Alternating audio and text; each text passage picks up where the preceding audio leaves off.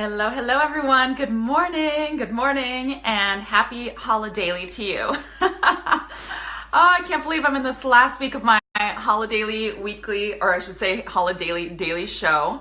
It has been so much fun, and I'm just counting down the days to Christmas. So I hope you are all doing great, and today I'm sporting one of my favorite headbands. I did wear it once before early on. Hey Kate, hey Kelly, welcome. And if this has been helpful for you, I know that some of you have already been watching my holidaily show. If this has been helpful for you, I invite you to go ahead and click on the share button, because there may be others in your circle of influence that are like, you know what, I could really use some help on creating my 2018 business plan. I really want to have my next big breakthrough. So if this has been really helpful for you so far, for those of you who've seen my show before, or if you just anticipate that this is my first time joining Amy, go ahead and click on the share button, and you never know how we together can make a difference for others who are purpose-driven entrepreneurs. Hi Leica, happy holidays. Oh, I just love your energy. You ladies are the best. Yeah, this is my favorite. Like I feel like this particular headband I think is my favorite, because who doesn't like a little hat? A little hat headband. So in fact, when I had my friends come over this past weekend, I brought all my holidaily stuff downstairs. And they know I've been doing this show, and I was like, this Facebook Live show has given me the excuse to buy all sorts of holiday stuff. Like I justify it. I'm like at Michael's, or for those of you who know what Fred Meyer is, or the grocery store, like places that have all these fun, whimsical things for the holidays. And I'm like, this is going in the cart. It's going in the cart. Things like this, things like the hats and the sweaters I've been wearing. So anyway, it's just so fun. So yeah, where's Kelly? Kelly says, where's Waldo? Fun Christmas hat. Okay, you know what's funny about that, Kelly, is that my love, Ken, he's a tall, lean guy, and he's got dark hair and glasses. And so it's really funny, because people either say that he looks like Clark Kent, or they say he looks like Waldo. And I'm just like, can we just call him Clark Kent? But Waldo's cool too, gotta love a nerd. And so he actually shared with me a story that he has a Where's Waldo costume. So literally the red and white stripes, and then these round glasses and this silly hat. And he said that he's worn it he's just goofy sometimes. He's actually worn it to football games. Like he went to Wazoo. For those of you who know who Wazoo is, Washington State University, which is my rival. I went to the University of Washington.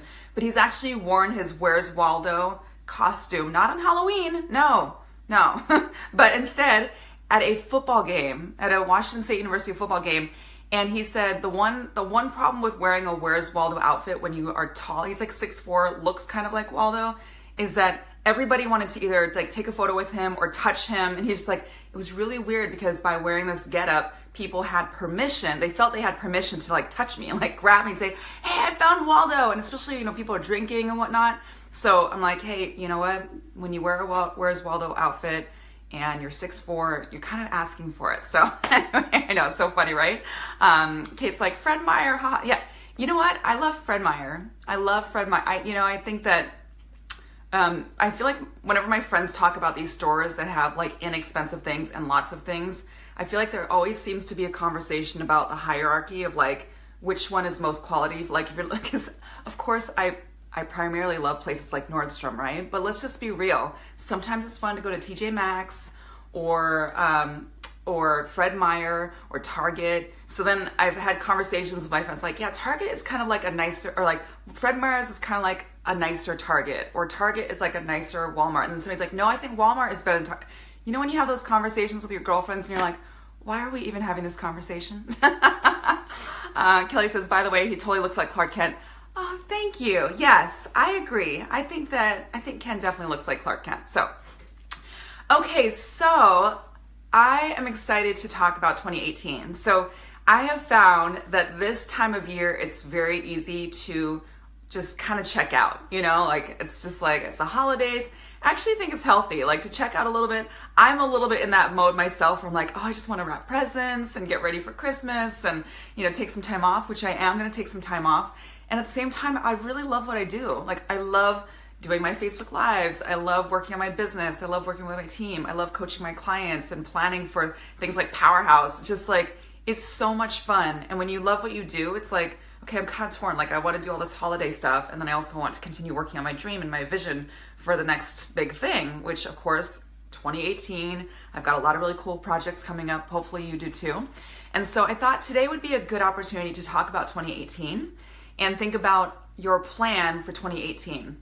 So first of all, I just want to get an idea, how many of you are actually like working a little bit here and there throughout the holidays? Like I just want to know, who are my crazy entrepreneurs who are still like, yes, I'm taking Christmas Eve and Christmas Day off, but then I'm gonna get back to work because I want to set myself up for a great 2018. Like no judgment either way. I just want to know, because I was so set on like, I'm gonna take that last week off, and then I just changed that. Like I'm just like, no, I really want to get some things done. So Kelly's like, I'll be working.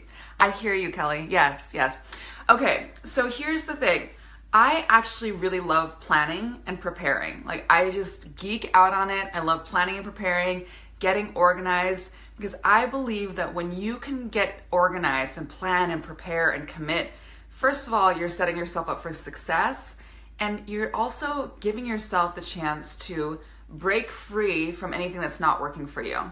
So one of the things that, this past year, on top of being in like high-end mastermind and business coaching program myself, I invested quite a bit of my time and money and energy and tears and emotions into leadership training. Like I was in leadership training, 2 different programs first from January through April, and then it actually overlapped from March through October. So most of this year I've done a ton of leadership training.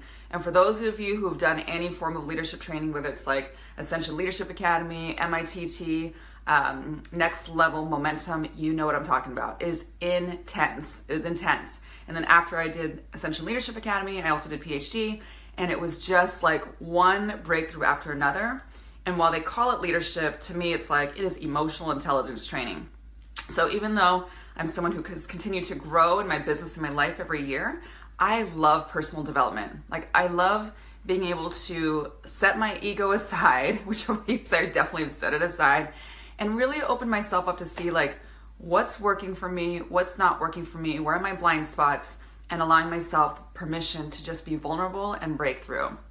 Hey Justine, hi Tabitha, thanks for joining. So my point is, when we give ourselves permission to just peel back the layers and not feel like we have to know everything all the time, because who really knows everything, and just allow ourselves to be our authentic, vulnerable beings and say, hey, here's where I am now, here's where I want to go, I'm doing my best to make progress, but there's something missing, or here's where I get stuck. I think that leadership training is one of the best investments I've ever made in my life. So if any of you are interested in that, I don't personally offer leadership training. I mean, I definitely am a leader in my coaching, but as far as like actual leadership training programs, let me know, because I've got several I can recommend you to that have been phenomenal. In fact, my business mentor is launching a leadership division of her company. So that's another one that's going to be amazing. I know some of you are doing it. So all that being said, I wasn't even planning on talking about leadership, but my point of all of that is one of the best things that we kept coming back to in leadership that you can do as you're planning your 2018 is to ask yourself a few questions. One, as you look back on your year, ask yourself, what has worked for me? And just, you can do this exercise even after this Facebook Live. What has worked for me? Like what has worked well for me this past year? Even if you're not where you want to be in your business, in your life, surely there's things that have worked for you. It could be, I had a really great attitude even when things were tough, or I had a major breakthrough and this is how I came to that breakthrough, or I was able to launch my business or break through to the 6-figure mark, or I was able to start doing Facebook Lives or build an email list or create a webinar, online marketing funnel, like whatever it is. Or it could be in your personal life. You could say, I was able to spend more time with loved ones. I created a better schedule for myself. Or whatever, like what worked for you this past year. And your business, you can look at, for those of you who have had a business this whole past year, or even if you've launched it, or maybe you've had a business for several years or 5 years like me. And so you can look back and say, okay, what has worked for me in my business? And then the second question is, of course, what has not worked for me? And not as a negative, but just think about there might have been some things that you tried that didn't work for you. It doesn't mean that the strategy doesn't work, but it just didn't work for you for some reason. It's a really great exercise. And instead of getting into self-judgment, you could say, okay, what worked for me? What didn't work for me? Or another way of looking at that is like, what are my opportunities to grow? And then the third question is, where do I go from here? Like, where do I get to shift? Kelly says, thanks for reminding us. So easy to feel like it's not enough. Yeah. It's like a human being condition or an entrepreneurial condition where every single entrepreneur I've ever connected with or coached or both at some point has said to me, who am I to think I can do this? Or who am I to think I can charge this amount for my offerings? It's like, and I'm the same. Like as I've stretched and grown myself each year, I was just talking to someone about this yesterday. The same things come up for me that came up for me when I first launched my business. Like, oh, what if it doesn't work? Or what if I fall flat on my face? Or, there's a lot of stress that can happen around finances. Even as you grow, like I'm an open book. So even as I've grown my revenue each year, I put this money back into my business. And so it's not like I always just have all this like fluid cash flow around me. In fact, I should talk to Kelly about that. So for those of you who do not know Kelly, who's watching right now, you should friend request her because she is really great at sharing with you how to best invest your money, how to make your money work for you. She's incredible at that. She has a whole background in that. So reach out to Kelly for those of you who want to be better with your money. I want to give you a shout out, Kelly. So to recap, what's working for you, what hasn't been working for you, and where do you get to go from here? And that way you can just really open yourself up to possibility. And it's not always that you need to do a complete overhaul of your business, of your life, and how you've been showing up. Because I guarantee there's things that have been definitely working for you, even if you don't give yourself credit, okay? So today I thought it'd be really helpful, and I wrote things down because otherwise I'll go into story time. Oh, you're welcome, Kelly. Okay, so I'm excited to share with you 3 strategies that can help you create a kick-ass business plan in 2018.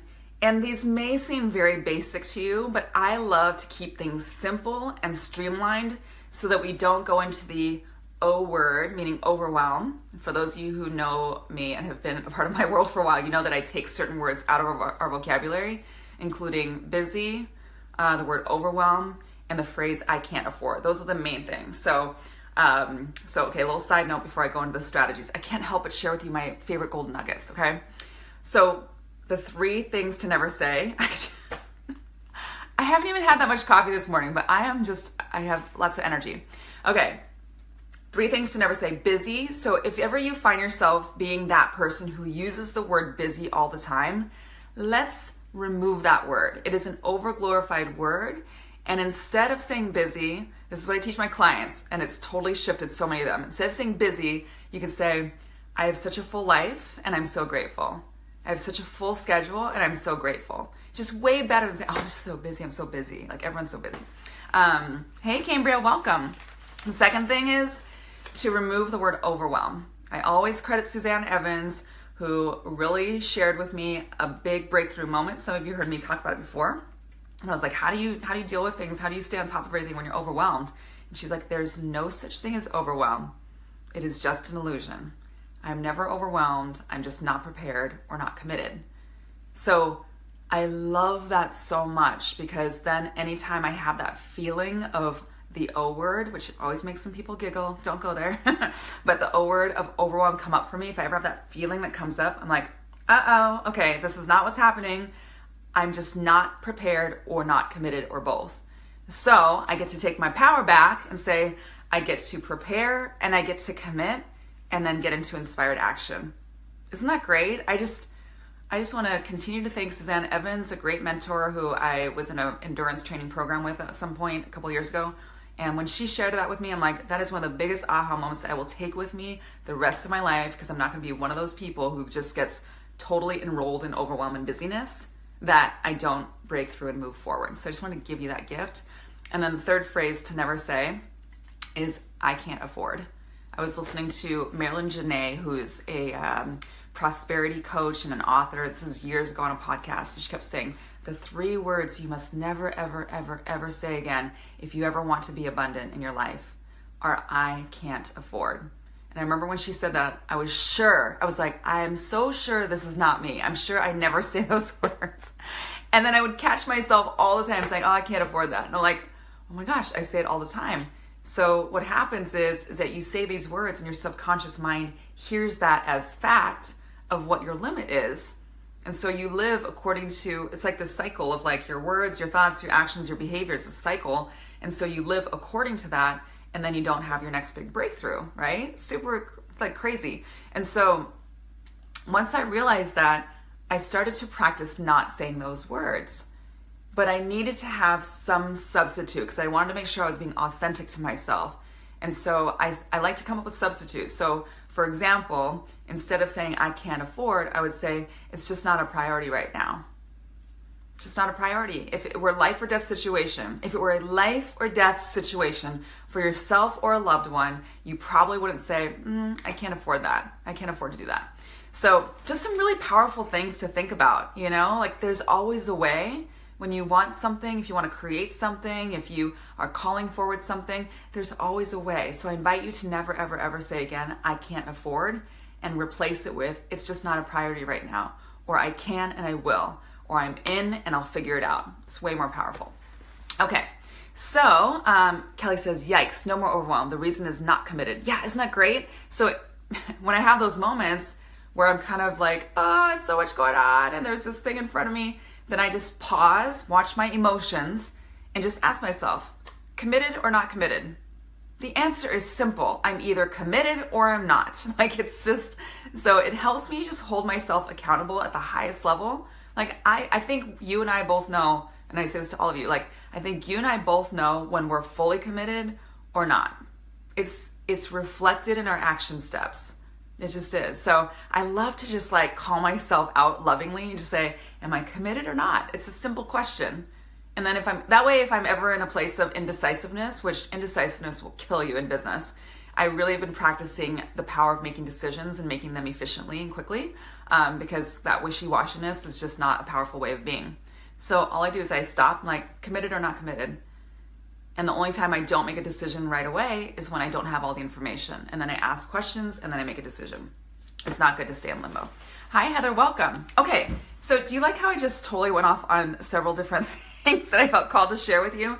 And now, finally, I'm going to share with you 3 strategies to create a kick-ass business plan for 2018. So, okay, like I said, these may feel really basic, but let's keep things simple. Like, let it be easy and let it be fun. Like, let's just not get into that O word of overwhelm, okay?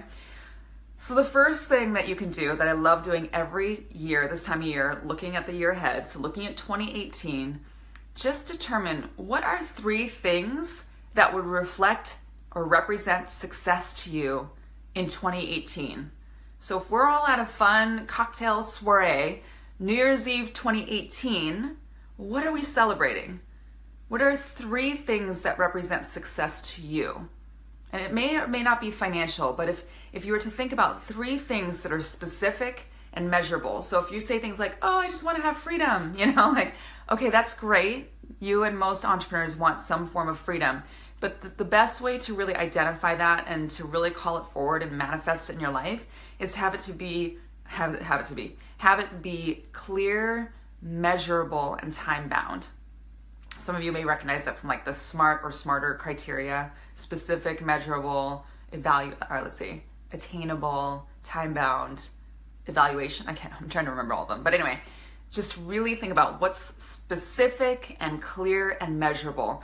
3 things that would represent success to you. So even right now, like if you have 1 or 3, if you have one thing that comes to mind, I'd love for you to type it in below. Like I feel like once we announce it and declare it, it's that much more powerful. So go ahead and type it in below. What's the first thing that comes to your mind? Like what is it? It could be breakthrough to 6 figures. It could be finally launching my coaching business. It could be finally launching my YouTube channel. Whatever it is, just type it in. What is it? Travel, awesome. Because okay, I would love to hold you high and say, okay, when you say travel, what would be specific and measurable? Like, are there, 3 trips that you want to go on next year? Or is there a specific dreamy trip that you've always wanted to go on? So this is what I'm talking about, specific and measurable. So what's the first thing that comes up for each of you in terms of what would represent success? Oh, Kelly, of course you know this. Specific, measurable, attainable, realistic, time-bound. Okay, great. Kate says, triple my income. Awesome. Yeah. So do you see how just like really identifying what it is? What are 3 things that are specific and measurable that would represent success? And like Kelly said, specific, I love the SMART exercise, specific, measurable, attainable, realistic, time-bound. There's another version of it that has smarter with the E. Somebody's had to be smarter, right? I think it was like evaluate and review or something like that. But anyway, Cambria says 6 figures in my coaching business. Awesome. I love it. So let's all be super crystal clear about the 3 things that will reflect and represent success to us in 2018 and declare it and commit to it full on and just decide 2018 is going to be my year to have this particular breakthrough, and these are the 3 things I have identified. I have declared and claimed that these are the 3 things that will represent success to me. And if you're like me and if you're very visual, then you'll have it reminding you everywhere. Like you'll have it on big post-its in your home office, you'll have it on your screensaver, like whatever those 3 things are. How great would it be that at any given time during the year, if I or somebody else were to ask you, what are the 3 things that would represent success? You'd be like, boom, boom, boom. And that way you're constantly in relationship with those 3 things and making them happen, okay? So that's step number 1. Step number 2 is to create a big picture monthly plan. I call it a big picture monthly plan because what is the big picture for each month? So for example, what I like to do is I like to just keep it simple and pull up a Word document. You know, maybe initially you journal about this and just write out the months of the year. And then underneath each month, I think of about 3 things. So it's power of 3 of like the main focuses of each month. So instead of having 20 things every month, just have 3, like 3 main things. If you have 1 major project, just have 1 thing. So that at any given time, once you've created this beautiful big picture monthly plan, you can look at any given month. So you can look at the month you're in. So if this is January, you can look at your month of January and see what is one of my 3 focuses, or what are the 3 focuses of like focused elements of this month. Is focuses even a word? Usually I'm really good with grammar, but you get what I'm saying, right? So, and also when you first create this big picture monthly plan, think about things that you already have in place. If you've got trips coming up, if you've got a wedding coming up, like whatever the big things are that are happening in your year, go ahead and plug those in first so you can be just totally real with yourself. Like if you got like a 2-week vacation coming up in February or March, put that in there and just be real with yourself about what you're committed to accomplishing that month, and knowing that you have this 1 or 2 week vacation that you're like, at that time, I'm gonna allow myself the gift of being present with my loved ones and not be working, okay? Foci. Okay, I know. Focuses. Foci. I should know this. Awesome. Okay. So, number 1, declare the 3 things that will reflect success in 2018. Number 2, create a big picture monthly plan. For some of you, like I actually did this exercise at my 2-day mastermind with my clients a couple weeks ago. And for some of them, like thinking about the entire year, the O word came up, right? Like, this is overwhelming. No, I'm not supposed to say overwhelmed, but it's overwhelming. So I'm like, okay, let it be easy. If you need to, just focus on the first 6 months of the year. Just do what feels stretchy and attainable. Like do something that's out of your comfort zone. If you don't have everything figured out for the full year, then at least get started and do what you can, you know? Cambria is thinking about number 3. Yeah, I know, right? It's a fun process though, right? You get to claim it. And with each of these, with goal setting, I always want to invite you to be stretchy, like to think of things that are stretchy and attainable. So allow yourself to get out of your comfort zone, not to the point where you can't believe in it. Like if you've never achieved 7 figures or 500,000, then why would you start there? Like if it's something that you can't believe in yourself, then you're not likely to do it. But I also believe in stretching yourself. So when you think about goals that are revenue based, I invite you to think about what would be a stretchy, juicy, exciting goal, but something that I can totally wrap my head around. And allow yourself to just be authentic to you. It's nobody else's plan, it's your plan, okay? So yeah, it's good to do. Okay, and the third thing, this is probably my favorite. It's my favorite. I always think of Elf when I think of smiling's my favorite, or hugging is, I don't remember which line it is. It's either smiling or hugging, but I love Elf. In fact, I usually watch it every holiday season. But I love when you just like, smiling's my favorite. Like I just love his nerdiness. It's so cute. Okay, so the third thing, which is my favorite, is to create a dreamy weekly and daily schedule. A dreamy weekly and daily schedule, because every single day is life. So why not create your dream life every single day? Why not? You don't have to wait until you have a certain amount of money. You don't have to wait until you're in your dream house. You don't have to wait until you're in your dream relationship. You can create your dreamy weekly and daily life right now. You can start living it today. And I know that some of you are in like the hustle of the holiday season and closing things out and finishing things up and holiday festivities. I get that. So if you're wanting to start this new dreamy weekly and daily schedule next year, fine, it's totally up to you. Just do it. And I love when I talk to some of my colleagues and totally get geeky about this stuff, but I love when I hear how some of my colleagues who are rocking it out in their businesses share with me how they structure their day. And the golden thread with my most successful, awesome rock star colleagues is that they make sure that they take time for themselves. So some of them, like one of the common themes that I've heard from them is to really own your mornings. So whether you're an early riser or not, the first 2 to 3 hours of the day are theirs. So, and admittedly, I haven't been doing that consistently, but whenever I have, it's been awesome. So even as I'm working on my dreamy weekly and daily schedule for 2018, I am looking at my mornings as such an opportunity to have like that beautiful dreamy morning that is all mine, you know? So again, the common thread has been the first 2 to 3 hours of the day have been their time. And then they focus on like, and that could be self-care, that could be meditation, working out, having some quiet journaling time and what have you. And then from there, look at this crazy, okay, hold on. Crazy lighting. This is what happens when the sun shines. When the sun shines in Kirkland, Washington. So from there, you can think about what are my most important tasks of the day. So this is just a sample. Like maybe it's something like, if you wake up at 5 or 6 a.m., let's just say 6 a.m. for those of you who are not early birds. I'm not super early bird.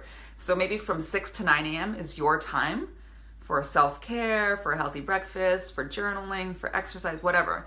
And then from 9 until 11 can be your like very important tasks, right? So what is a priority in your own business? And then from 11 to noon can be like a team meeting. So whether it's you're just a solo entrepreneur, it could be your own planning meeting, or if you are like me and have a team, you could have a team meeting maybe once a week. And then you can take a lunch break. And then afternoons, for those of you who work with clients, maybe afternoons are when you serve your clients. Like I oftentimes, like this past year, I definitely took my weekly schedule to the next level. So typically it'd be Tuesday, Wednesday, Thursday afternoons are when I serve my private like VIP clients, or you know, for my group coaching program clients that would sometimes have these coaching vouchers with me. So those afternoons were dedicated to them, and that way Monday and Friday, like Monday was more content creation, marketing, meetings, that kind of thing. Friday, the first half of the day was to continue to work on whatever the next big project was, you know, whether I was working on a new webinar, summit, videos, what have you. And then oftentimes by about mid-afternoon Friday, I'm ready to take some time off, you know? Even if I sometimes sneak in a little work on Saturday morning, I just love like from Friday, 3 p.m. on, I'm like, you know what? I'm ready to like kind of check out, do my own thing, you know? So just thinking about like, what does your dreamy week look like and your dreamy day look like? So yeah, so I'd love to know, welcome Dinah, thanks for joining. I'd love to know, what is your biggest takeaway so far? I used to do this when I move my phone here. What is your biggest takeaway so far? Or share with me like something that you're gonna be working on with your 2018 plan. So I wanna make sure that this is landing, and I want to make sure that I'm helping you in the best way possible. Also, this is the Ask Amy part of the show. So if you have any questions for me, go ahead and ask anything. Ask me anything. Kate says, yes, mornings to myself. Yeah. I was recently at when I was in Colorado Springs for the Reach Live event with Pete Vargas, I went to this mastermind dinner that if I could recreate it, I would, because I was literally sitting at dinner with Jesse Itzler, Pete Vargas, Taki Moore. Yes, I'm name dropping, but it just felt so great to be surrounded by greatness, you know? And I wasn't at the same table, but Hal Elrod, I can't say his last name. Hal was there. He wrote Morning Miracle, something like that. I personally have not read the book yet, but I've heard about it from so many people that is on my to-read list. Justine says, okay, biggest takeaways here. Never being overwhelmed. Yes, isn't that so powerful? So Justine, the thing that Suzanne Evans went on to say when she shared with me, like it's like almost word for word that I have it memorized, but she said, "There's no such thing as overwhelm. It is just an illusion. I'm never overwhelmed. I'm just not prepared or not committed." And then she went on. She said, "This is easy to solve. Every single night, I take 15 minutes and plan out the next day. And then I plan out what happens if the plan fails." So it's like she does a plan A and a plan B. And then she commits to it 100%. So I freaking love Suzanne Evans. She's brilliant. Kate. Ding, ding, dong. That's so funny. Shauna says, where or what was your tipping point? When did the work begin to pay off? Shauna, that's a good question. How much time do we have? Okay, so the tipping point. I mean, I feel like there's been several tipping points. One of them was when I decided to let go of the coaching packages that I used to have. I know some of you heard me tell the story, but when I first launched my coaching business, I had like these little packages. So package A, package B, package C. And it wasn't until I decided to create one signature offering, a private coaching package that was either $5,000 upfront in full or $997 per month for 6 months. And that I don't offer that anymore, but at the time that was a really big stretch for me, and that was a 6-month private coaching package. And that was when the second time I had a meeting with someone where I presented this offering, and the entrepreneur said yes. Her name was Emily. She said yes, and she paid up front in full. Like, that was a major moment for me, because I realized that I trusted myself and valued myself enough to put together a premium package for the first time.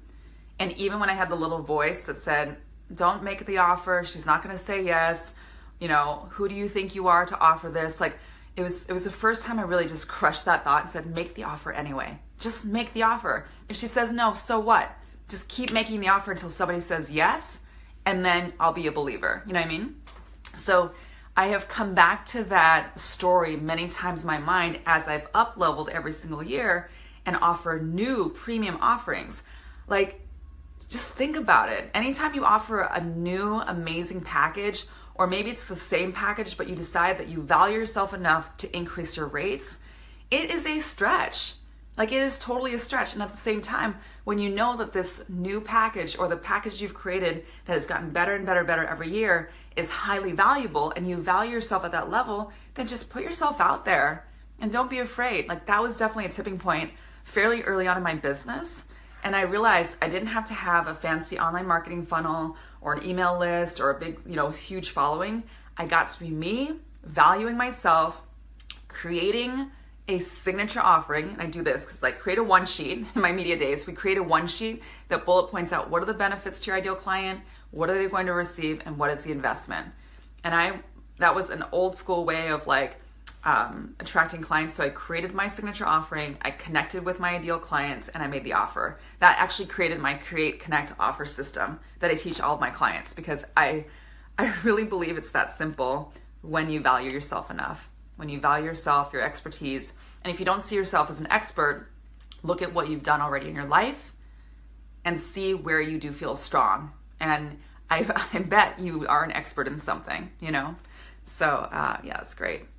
Okay, so let's see here. Kelly says, question, I'm struggling with fitting in additional business training. I'm involved in a training course and feel like coursework/calls falls to the side. Any suggestions? Yeah, so Kelly, this comes back to planning out your dreamy weekly schedule. So thinking about yourself, how, when do you feel most awake during the day? What does your dreamy day look like? What does your dreamy week look like? And when would be the best time of day for you to do these trainings? And there is some self-discipline that comes along, but I always bring it back to my why. So it's very easy for any of us, especially in the entrepreneurial space, to have time scarcity come up for us.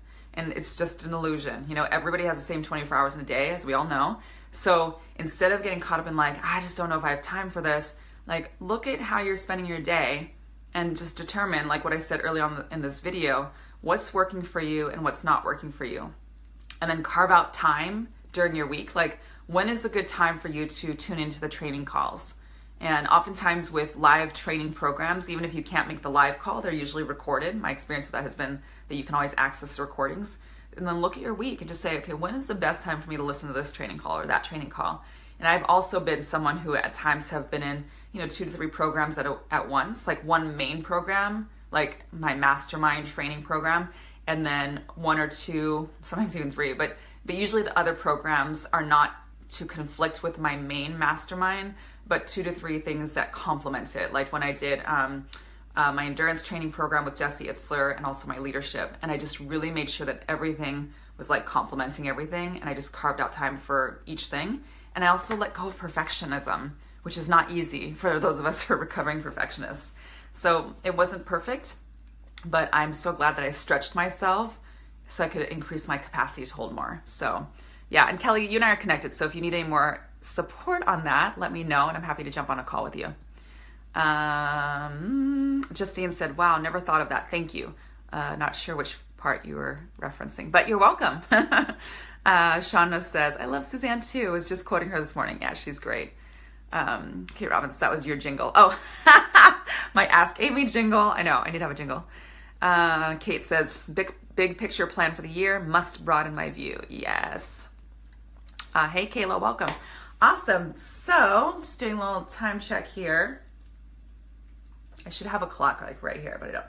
Okay, so on that note, I'm going to wrap this one up. So thank you for joining. Great turnout today. If this has been helpful, my request to you is to click on that share button and share your biggest takeaway or why you think this particular show will benefit your circle of influence. You never know who will see something from this experience and have their next big breakthrough. So go ahead and click on the share button and put a personal note of why you think this will make a difference for people, and we can all make a bigger difference together. So yes, you're welcome. You're welcome. So have a great, great day, everyone.